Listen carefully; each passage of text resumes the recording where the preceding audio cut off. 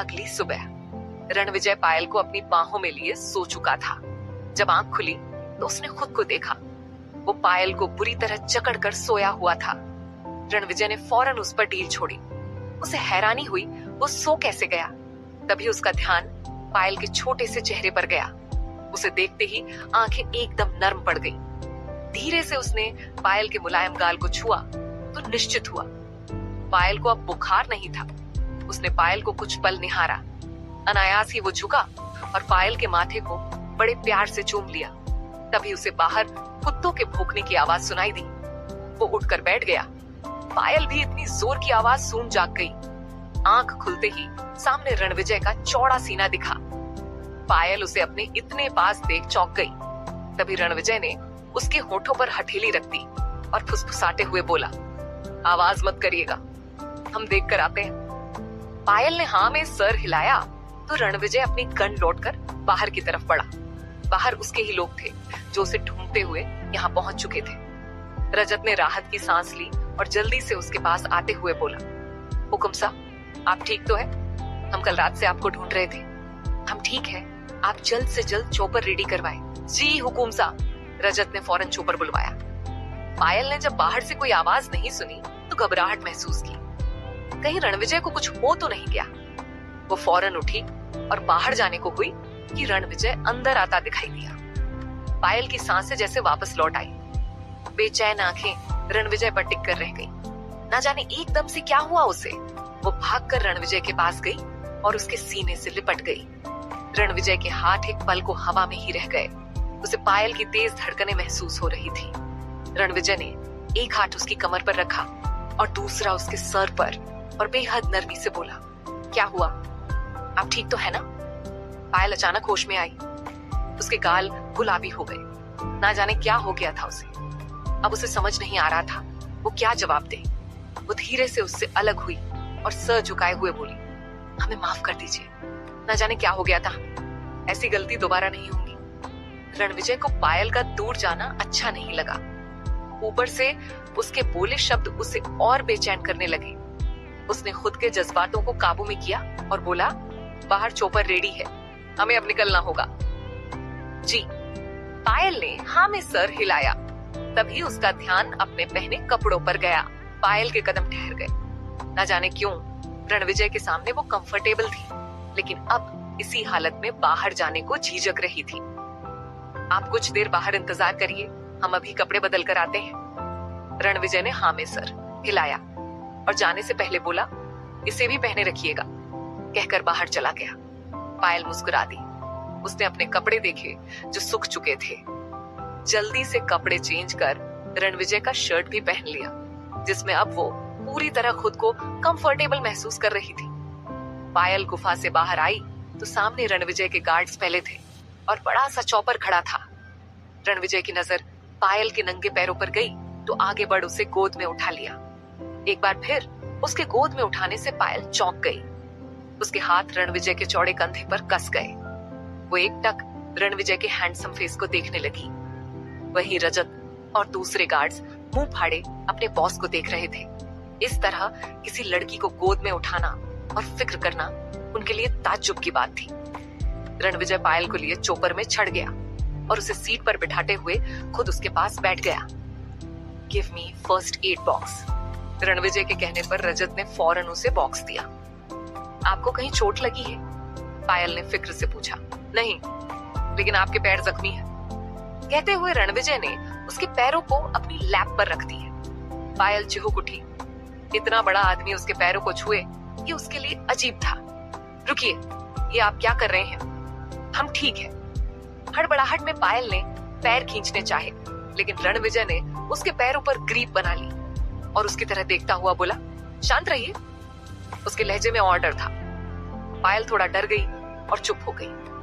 रणविजय ने उसके पैरों को पहले रुई की मदद से साफ किया और जहां जहां जख्म थे वहां दवाई लगाई। पायल को बहुत हिचक महसूस हो रही थी। वहीं रणविजय बेहद ध्यान से उसके छोटों पर मलहम लगा रहा था। इनके पैर कितने खूबसूरत हैं। रणविजय ने उसके गोरे छोटे छोटे पैर को देखते हुए मन में कहा। दवाई लगने के बाद पायल ने पैर नीचे कर ली और पल के झुकाए हुए रणविजय को धन्यवाद कहा। उसका दिल बेहद जोरों से धड़क रहा था, बिल्कुल बेलगाम घोड़े की तरह हो गया था। पायल सर झुकाए हुए जो कुछ भी हुआ उसके बारे में सोचने लगी। हम इनकी परेशानी का कारण बनते जा रहे हैं। वैसे भी अब हम इतना तो संभल चुके हैं कि खुद के दम पर रह सके। बाबा साहेब ने हमारे नाम अपनी सारी संपत्ति कर रखी है। अब हमें इनकी जिंदगी से चले जाना चाहिए। कब तक इन पर बोझ बने रहेंगे? इनके साथ रहेंगे वो दरिंदा हमारे साथ साथ इन्हें भी नुकसान पहुंचाने की कोशिश करेगा। घर पहुंचते ही हम इनसे बात करेंगे। पायल ने रणविजय की तरफ देखा, जो आंखें बंद किए पीछे हेडरेस्ट पर सर टिकाए बैठा था। पायल की नजरें कुछ पल उसे निहारती रही, फिर बाहर की ओर देखने लगी। कुछ घंटों के सफर के बाद रणविजय का चॉपर मेंशन पर लैंड हुआ। पायल को गोद में उठाए रणविजय उसे कमरे में ले आया और उसे बिस्तर पर बिठा सर्वेंट को उसकी खिदमत में लगा दिया और डॉक्टर को बुलवा लिया। डॉक्टर उसकी पीठ के जख्म पर मरहम पट्टी कर और कुछ दवाइयां दे चली गई। डॉक्टर से पायल की सेहत की खबर ले रणविजय निश्चिंत हुआ। पायल की पर्सनल मेडस उसे सही सलामत लौटा देख बहुत खुश हुई। सभी की सभी उसकी खिदमत में लग गई। ऐसे ही दिन बीत गया। डिनर रूम में ही भिजवा दिया गया क्योंकि रणविजय के सख्त ऑर्डर थे। जब तक पायल पूरी तरह ठीक नहीं हो जाती उसे बेड से उठने की इजाजत नहीं है। मेडस में रणविजय की बात टालने की हिम्मत नहीं थी और पायल को बेड से उठने भी नहीं दिया गया। उसी शाम वैभव लौट आया, लेकिन रणविजय को उसका आना न जाने क्यों अच्छा नहीं लगा। उसे वैभव और पायल के बीच नजदीकियां खलने लगी थी। वैभव के आते ही पायल बहुत खुश हुई।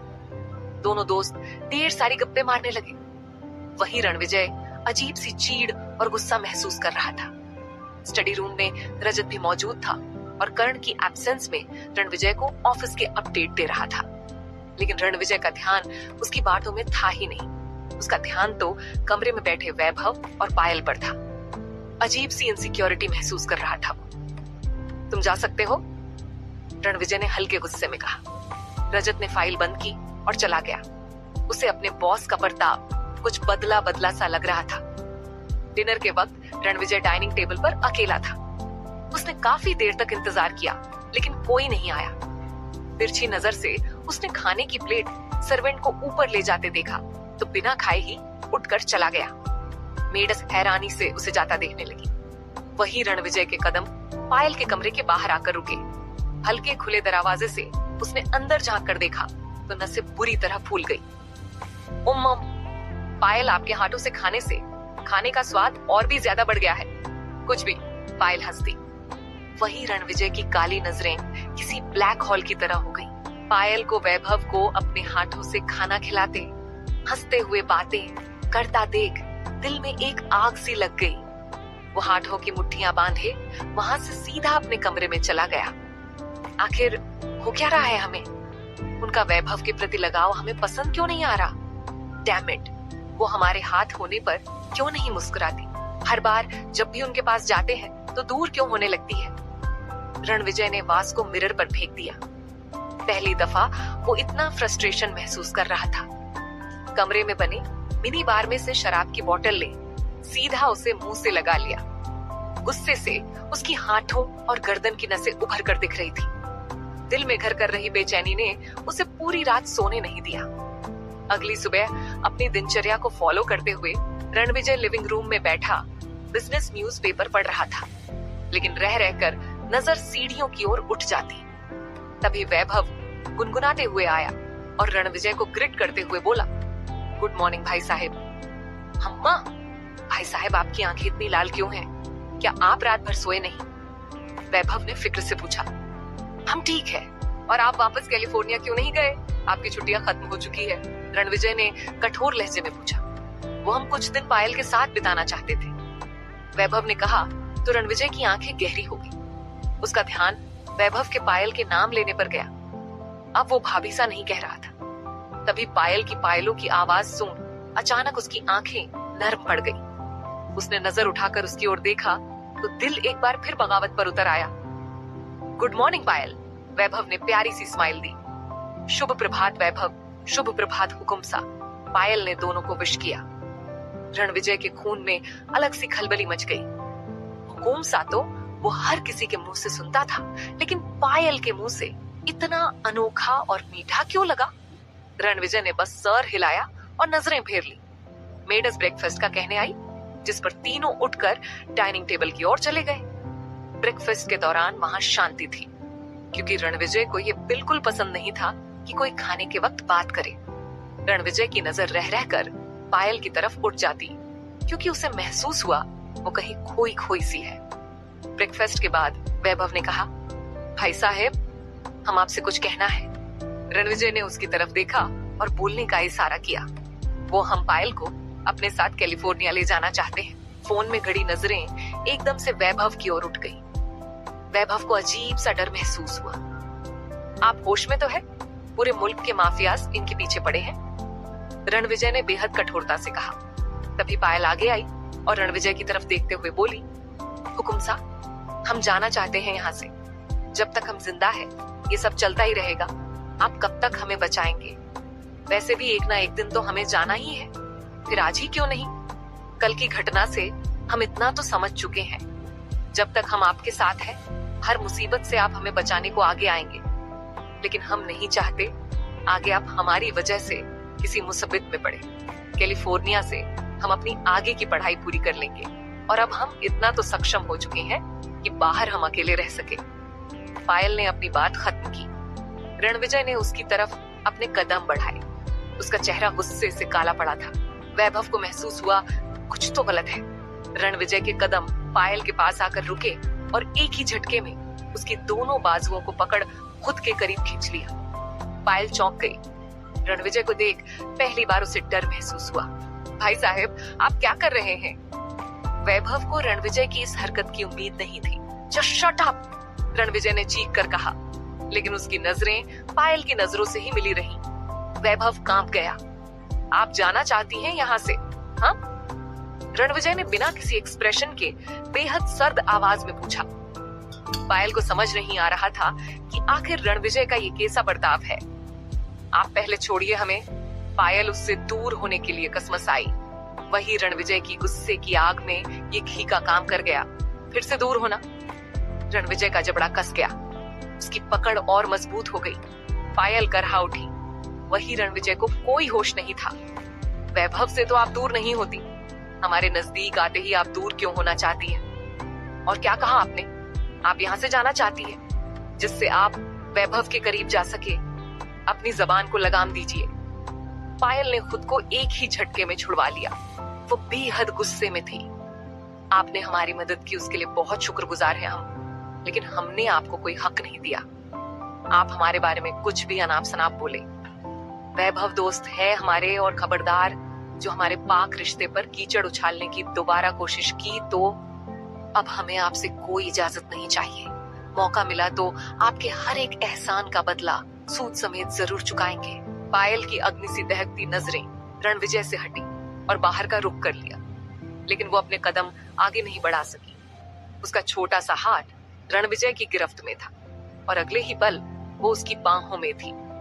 पायल ने गुस्से से उसे देखा, जिस पर रणविजय ने अपनी गहरी नजरें उस पर डाली और बोला, हम आपको हमारी जिंदगी से जाने की इजाजत नहीं देते। और रही बात हक की, आप पत्नी है हमारी, आप पर पूरा अधिकार है हमारा, लेकिन हम बचपन में करवाई गई शादी को कोई महत्व नहीं देते। पायल ने उसकी पकड़ से आजाद होने की कोशिश की, लेकिन ये उसके लिए नामुमकिन था। ताकत के मुकाबले में रणविजय उससे 1000 गुना ताकतवर था। आप दोनों प्लीज शांत हो जाए, बात को कहां से कहां पहुंचा दी है, वैभव ने परेशान होते हुए कहा। लेकिन रणविजय ने उसे अनसुना कर दिया और पायल को गोद में उठा अपने कमरे में ले गया। वैभव को डर था कहीं रणविजय अपने गुस्से में पायल के साथ कुछ गलत ना कर दे। उसने फौरन गीता जी तक बात पहुंचाई। गीता जी के माथे पर चिंता की लकीरें खींच गई। यहाँ रणविजय पायल को गोद में उठाए अपने कमरे में ले आया। पायल मछली की तरह उसके बाहों से आजाद होने के लिए झटपटाई, लेकिन रणविजय ने उसे बेड पर फेंक दिया। मुलायम बेड पर पायल का छोटा सा शरीर जंप करने लगा। वो फौरन उठी और दरवाजे की ओर बढ़ी, लेकिन रणविजय ने उसे दीवार से सटा दिया। आप आखिर ये सब क्यों कर रहे हैं? पायल ने इरिटेट होते हुए पूछा। रणविजय ने उसके दोनों हाथों को ऊपर की तरफ बांध दिया और दूसरे हाथ से उसके गाल को सहलाते हुए बोला, हम खुद नहीं जानते हम ऐसा क्यों कर रहे हैं। बस आप हमारे साथ रहिए। आपको हो क्या गया है? आप ऐसे तो नहीं थे। हम आपकी बहुत इज्जत करते हैं। मजबूर मत करिए कि आपसे नफरत करने लगे। रणविजय ने गहरी नजरों से उसे देखा और बोला, हम आपकी सारी बातों को मानने के लिए तैयार हैं, लेकिन आप यहाँ से नहीं जा सकती। आपके दूर जाने के ख्याल से ही हमें अजीब सी बेचैनी होने लगती है। वैभव के साथ आपको देखकर गुस्सा आता है हमें। हम खुद इन एहसासों से जूझ रहे हैं।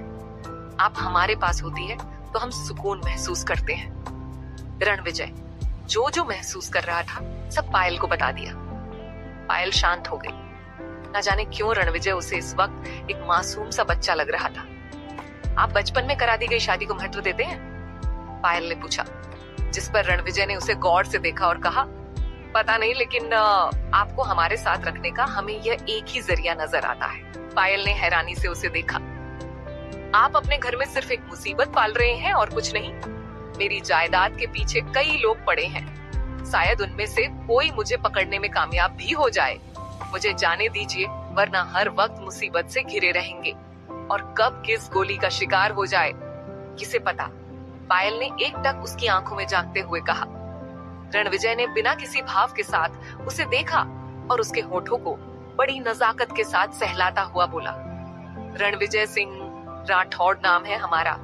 इस दुनिया में हम इतना खौफ फैला चुके हैं कि हमारी तरफ आती बंदूक की गोली भी अपना रास्ता बदल ले। आपको हमारी फिक्र करने की कोई जरूरत नहीं है। उसका छोटा सा आंखों में अपने होंठ उसके पर टिका दिए कि आप हो गई। रणविजय हुआ बोला, आप ही है। पायल से जबरदस्त समझ शौक से दूर विजय चला गया। खड़ी रह समझ नहीं आ रहा था कि क्या करे। उसे चीज की बिल्कुल भी उम्मीद कि रणविजय ये सब करेगा। उसके लहजे में उसने अजीब सी जिद और सनक महसूस की थी। इतने दिन से वो इतना तो समझ चुकी थी कि रणविजय को इमोशन शो नहीं करने आते। इतनी देर तक उसके चेहरे पर कोई इमोशन नहीं थे, लेकिन आंखें बहुत कुछ कह रही थी। ये सच था, पायल को रणविजय से फिलहाल कोई प्यार नहीं था।